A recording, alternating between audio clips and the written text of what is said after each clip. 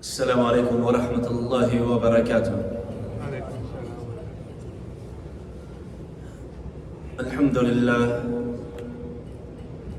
الحمد لله نحمده ونستعينه ونستغفره ونؤمن به ونتوكل عليه ونعوذ بالله من شرور أنفسنا ومن سيئات أعمالنا. من يهده الله فلا مضل له ومن يضلله فلا هادي له، ونشهد أن لا إله إلا الله وحده لا شريك له، ونشهد أن سيدنا ونبينا وحبيبنا ومولانا محمدا عبده ورسوله صلى الله تبارك وتعالى عليه وعلى آله وأصحابه وبارك وسلم تسليما كثيرا. أما بعد فيا عباد الله، يقول الله سبحانه وتعالى في كتابه العزيز: وما خلقت الجن والإنس إلا ليعبدون. وقال تعالى: هل أتى على الإنسان حين من الدهر لم يكن شيئا مذكورا. صدق الله العلي العظيم. Alhamdulillah, we are in the public or the academic school year. We are at the end in this part of the world, in Atlanta and Georgia, where the academic year is coming to an end, and now our children will be in summer break. And this gives us a number of opportunities when it comes to family. In the pandemic, you would say family fights and the divorce rates increased, because the husband saw the wife more than often, the wife saw the husband more than often, and the children saw the parents more. And they just weren't used to it. And everyone was in a routine. The children were going to school, the men, maybe the women were doing their task, and the men were doing their task. Everyone's in their routine. When the pandemic came and everything shut down, we were all together. And we didn't know how to live together. We didn't know how to be together. We didn't know how to relate with one another when it came to seeing each other 24/7. And it showed us how the family structure has really been corrupted. The family structure has really been corrupted. And now when summer starts, now that we're back into routine because COVID has ended, when summer is starting, we're looking to occupy our children and quickly send them off somewhere so we can stick with the same routine that we've been sticking with throughout the academic year. So we need to find something for them to do. We want to keep them busy and occupied outside of the house, not inside of the house. It'll be chaotic inside of the house. Which is no problem with that. However, the problem is we have forgotten how to be a family.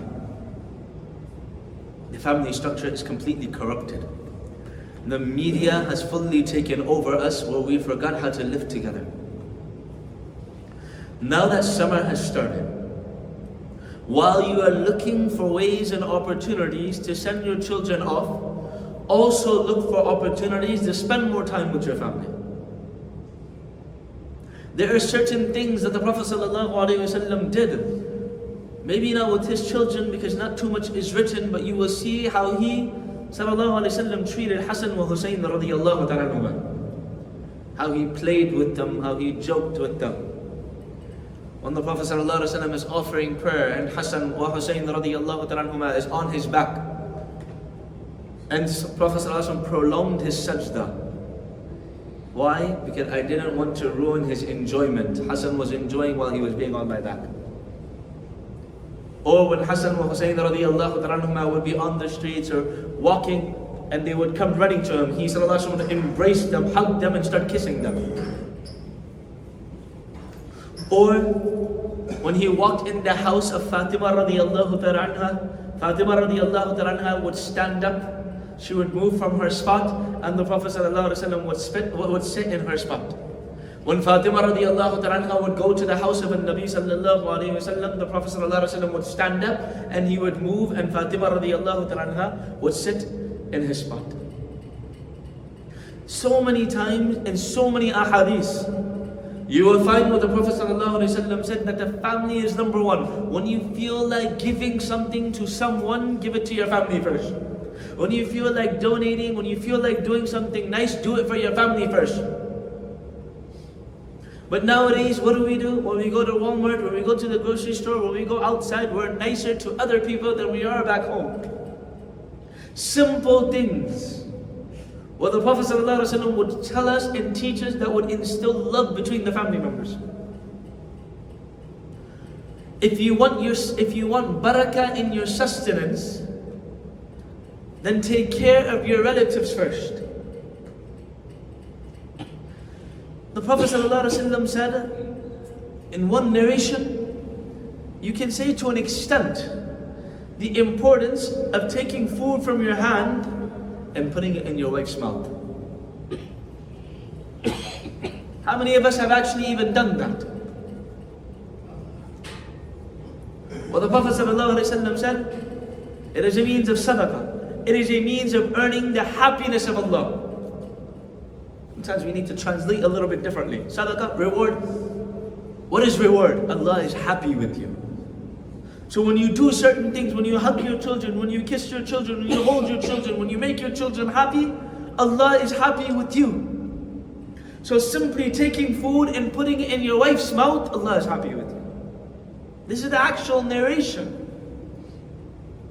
Well, the Prophet ﷺ was looking for ways to join family ties. Okay, what is joining family ties? And he clarifies. To join ties means to join and connect yourself, re-establish a connection between that person who has broken off from you. So that relative that is not talking to you, you make an effort to join ties. You make an effort to call them and bring them back into your relationship. That is joining ties. That is sila rahmi. Over and over the Prophet ﷺ talks about sila rahmi, talks about joining the ties with our relatives. Start at home first. Talk to your children, sit with your children. How is the family going to spend time this summer? We need to eat dinner together. If it's possible, have breakfast together. And actually have it together. One is we're all sitting down and this table, with all due respect, get rid of this table for now. Yes, I'm not talking about its permissibility, but I am talking about, number one, following the sunnah of the Nabi sallallahu alaihi wasallam. There's nothing better than that. Number two, when you sit on a table, everyone is separate. You're sitting in your own chair, the person sitting in their chair. When you sit in a circle together, there's nearness. If you have to put food in your wife's mouth or in your children's mouth, you're going to have to take the food and go all the way over there and put it in her mouth. Whereas when she's sitting right next to you, just take the food and put it in her mouth, put it in your children's mouth. There's a sense of nearness and closeness when you sit down on the floor and eat together. See, shaitan, he's smart. He wanted to remove barakah from the family structure. So what did he do? He brought the tables. Now the tables has distanced us. Now what did he do? Some family members, when they're eating dinner, they're watching TV. So now everyone's mind is glued on the TV. Okay, nowadays no TV. So what is everyone glued on? Their phone. The phone is right next to them. They have their phone. They're waiting for that text message. They're watching some things. They're reading some articles while sitting with the family. That's not eating together. So when I talk about eating together, I'm not talking about sitting together. Eating together and just sitting together, there's two different things right now. So we're all sitting on the table, now we're at a distance. Before we're glued to the TV, now everyone has a phone. Everyone has a phone. 5, 6 years old, 7 years old, 8 years old, 9 years old, everyone has a phone. And everyone is doing their own thing on the phone while they're eating dinner together. So first shaitan separated us by creating a distance between us when we sit down to eat together. Now he's created even more distance because we're focused on other people texting us and watching other things while we're eating. What else has he done? He's removed the barakah from eating. The Prophet ﷺ said, only prideful people lean and eat. We unintentionally lean when we eat. If we're sitting on a chair, we can't help it. Because our back is leaning right now. It is against the sunnah of the Prophet ﷺ to lean and eat. Matter of fact, the narration goes, the person who leans and eats like he's a king or something. But we're supposed to eat like the slaves of Allah. So when you eat on the floor, there's a sense of closeness. Remove the phones, get rid of the phones. No phones, no TV, nothing. We shouldn't be watching TV anyways. No phones, nothing, just sit together. You will see the effects of just sitting together. That's why when the pandemic came, we didn't know how to be together. We didn't even eat dinner together properly. Now all of a sudden we're stuck with each other 24/7. These family values need to be brought back. Allah subhanahu wa ta'ala tells us, وَمَا خَلَقْتُ الْجِنَّ وَالْإِنسَ إِلَّا لِيَعْبُدُونَ. Allah says, I did not create you except for one purpose. Your maqsad on this dunya is only one. Your purpose on this world is only one. And that is to do the ibadah of Allah subhanahu wa ta'ala. That is to worship Allah subhanahu wa ta'ala. There is no other purpose of our existence. Everything that is not going the ibadah of Allah defeats the purpose of our existence. It's useless. What do we do with useless things? When it doesn't serve its purpose, what do? We throw it away like it's trash. That is our value right now. It's trash because we're not fulfilling our purpose. Oh, calling ourselves trash is harsh, but no, if you really feel like, I'm not fulfilling the purpose of my existence, then you will actually do something to fix it. When you consider yourself worthless, when you bring in some humility and humbleness in your life, no, I'm not doing what I'm supposed to be doing. Then you actually work on fixing it. وَمَا خَلَقْتُ الْجِنَّ وَالْإِنسَ إِلَّا لِيَعْبُدُونَ. Allah says, I created you with one purpose, and that is my ibadah. And ibadah, telling you, there is no one smarter on the face of this earth than shaitan. He has the word ibadah. We think the word ibadah is only when we're here. It's only when we pray. It's only when we recite Quran. It's only when we do the zikr of Allah subhanahu wa ta'ala. It's only when we hear the words of Allah. It's only when we're in a dini and Islamic class. No, ibadah is 24/7. Why? Because the entirety of the life of Nabi sallallahu alayhi wa sallam, from the age of 40, from the age of nubuwah till his demise, the entirety of those 23 years went into the ibadah of Allah subhanahu wa ta'ala. His 24/7 went into his ibadah. His sleep was ibadah. His talk was ibadah. His walk was ibadah. His dress was ibadah. His conversations were ibadah. His time with his family members was ibadah. When he was having fun with the Sahaba radiallahu ta'ala ajma'in, that was ibadah. Everything the Prophet sallallahu alaihi wasallam did, that was ibadah. The way he walked when he entered the masjid with his right foot, ibadah. The way he left with his left foot, ibadah. The way he entered the restroom, ibadah. The way he exited the washroom, ibadah. The way he ate, ibadah. The way he spoke to his wives, ibadah. Everything he did was ibadah. He was having fun, ibadah.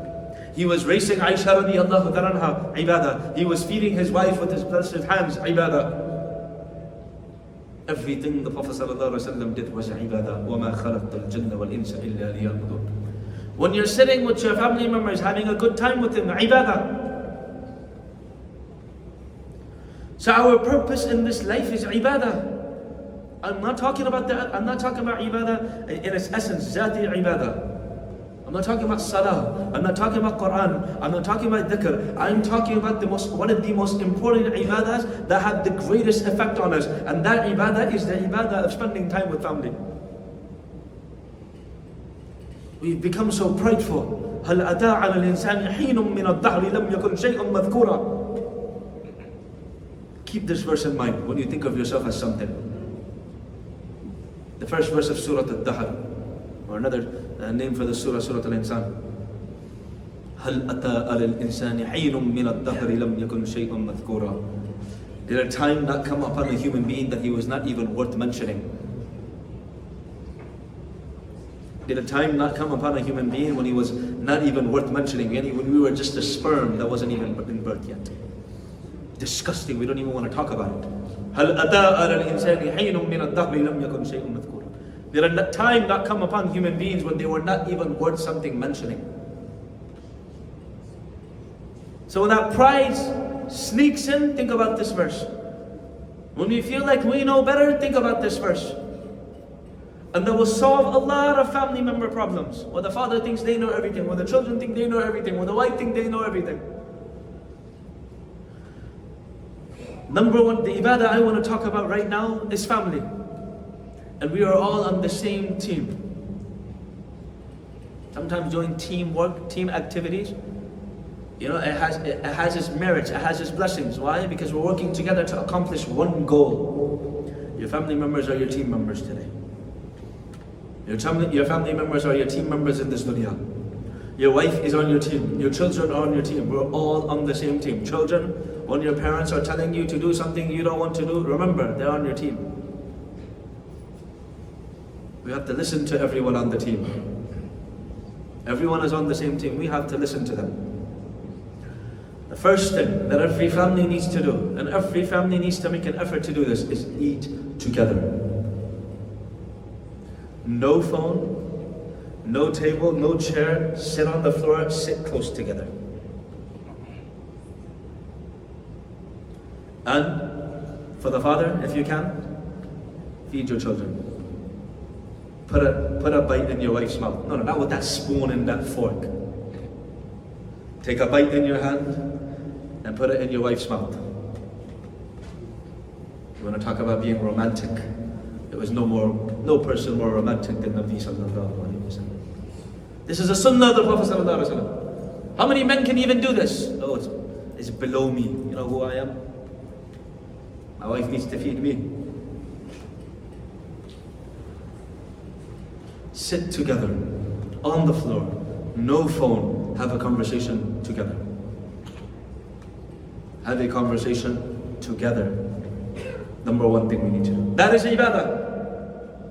When we're sitting together and eating together, that is ibadah. Allah subhanahu wa ta'ala is pleased with that gathering.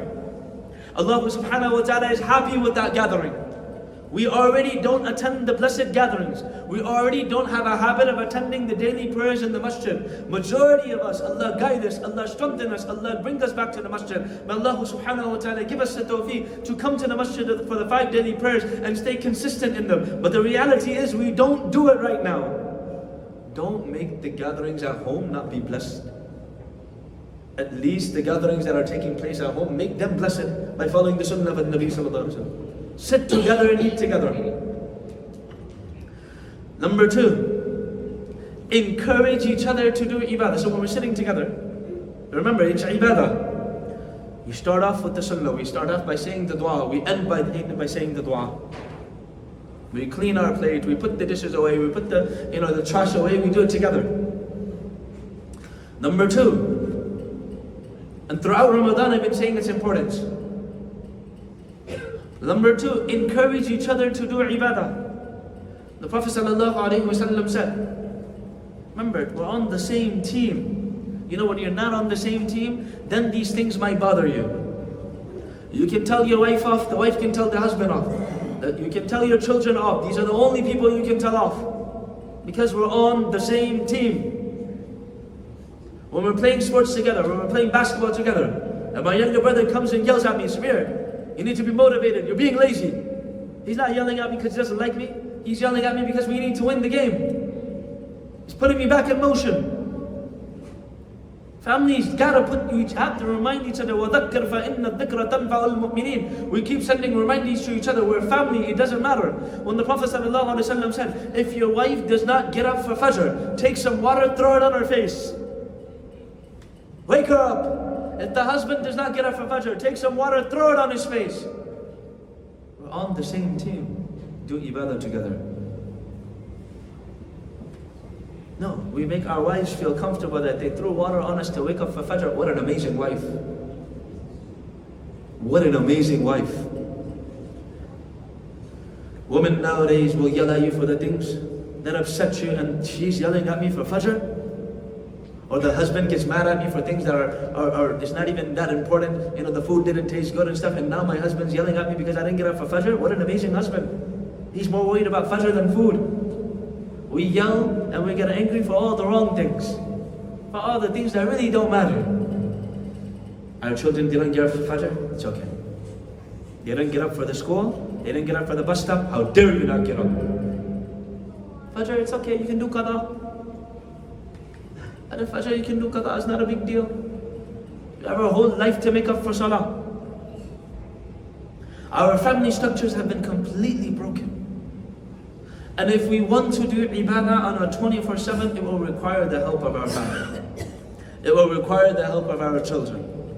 That when we are with our children, that in itself is ibadah. When our children are sitting next to us, that itself is ibadah. When you leave this masjid and go back home with your children, that in itself is ibadah. When you do something to make your children happy, that is ibadah. When you become a good father, a good husband, a good wife, good children, and good parent, good leader, that is ibadah. All of this is ibadah. And we spend majority of the time with our family members. We should be in ibadah. 24/7 we should be in ibadah. The best of akhlaq should be with our family members. Not the cashier at Walmart. Not the cashier at grocery store. Not the waiter or the waitress at the restaurants. No, the best akhlaq is to be to our family. Now maybe we're too accustomed and they see our true habits. That's there. But at least make some effort to be nicer to your wife. The wife nicer to the husband. Make some effort. Think about how you treat your customers. What do we say? The customers are always right. Why? Because we want to make money. That's the only reason they're right. And if they're not buying anything, then they're not right. And maybe if they're not buying something, then they're still right. Why? Because we don't want a negative review. We care about the negative review of a person that might buy one item from us. We don't care about the negative review that's going to come by our wives on the Day of Judgment. Or the negative review that comes from our husband on the Day of Judgment. No. That negative review is more important. May Allah subhanahu wa ta'ala join our family members. May Allah subhanahu wa ta'ala bring us close to our family members. Maybe our family members be united together. May our children be united with our parents. May their parents be united with their children. May we do ibadah together. May we eat together. May we sit together. May Allah subhanahu wa ta'ala forgive all of us and guide us all to the straight path. Jazakumullahu khairan. Wa akhiru da'wana. Alhamdulillahi rabbil alameen.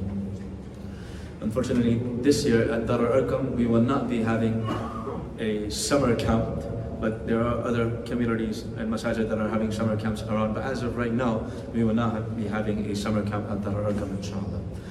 Secondly, the annual Ijtima will be taking place at Abdul Ghafar's place, Georgia Islamic Institute, from today, inshallah, I believe from Salat al-Asr, or has already started, from today, inshallah, till Sunday morning. Everyone is requested to please join and take part in that too, inshallah. So from today, at Georgia Islamic Institute, Abdul Ghafar's place, until Sunday morning, inshallah, the Ijtima will be taking place from today, inshallah. So please try to join that too, inshallah. Jazakallah.